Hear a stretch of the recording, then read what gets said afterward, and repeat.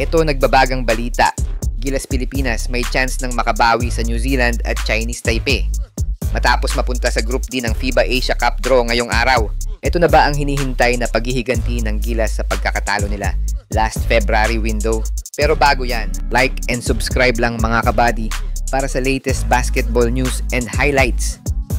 Muling magsasagupa ang Gilas Pilipinas laban sa mga kilalang kalaban sa FIBA Asia Cup 2025 Group Stage matapos silang malagay sa Group D kasama ang New Zealand at Chinese Taipei. Ibinunyag ito sa opisyal na draw na ginanap sa Jeddah, Saudi Arabia, ang host country ng torneo.